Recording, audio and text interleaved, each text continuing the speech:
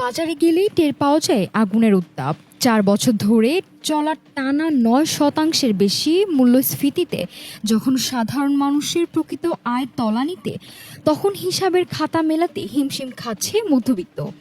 ঠিক একই দমবন্ধ পরিস্থিতির মাঝে আসছে নতুন এক ঘোষণা।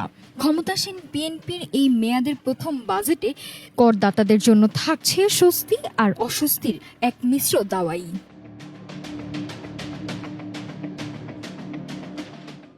আগামী ১১ জুন জাতীয় সংসদে বাজেট পেশ করবেন অর্থমন্ত্রী আমির খসরু মাহমুদ চৌধুরী। এনবিআর সূত্রে জানা গেছে, সাধারণ করদাতাদের স্বস্তি দিতে করমুক্ত আয়সীমা ৩.৫ লাখ টাকা থেকে বাড়িয়ে ৪.৫ লাখ টাকা করা হচ্ছে। সাধারণ মানুষের পাশাপাশি নারী, প্রবীণ এবং জুলাই গণ অভ্যুত্থানের আহত যোদ্ধাদের জন্য বাড়ছে এই বিশেষ সুবিধা।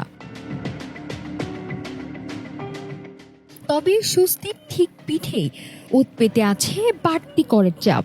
সর্বনিম্ন ৫% কর হারটি এবার বিলুপ্ত হতে পারে। ফলে করমুক্ত সীমার ঠিক ওপরে থাকা ছোট করদাতাদের এখন দিতে হবে ১০% হারে কর। অর্থাৎ যার কর আগে ছিল ৫,০০০ টাকা, তা এক লাফে বেড়ে হতে পারে ৭,৫০০ টাকা। শুধু কর হারই নয়, বড় পরিবর্তন আসছে রিটার্ন জমা দেওয়ার নিয়মেও।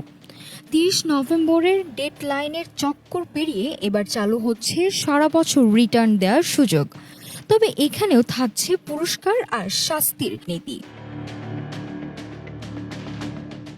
জুলাই থেকে সেপ্টেম্বরের মধ্যে আগে ভাগে রিটার্ন দিলেই মিলবে ৫% পর্যন্ত কর ছাড়, আর আলসেমি করে বছরের শেষে দিলে গুনতে হবে চড়া জরিমানা।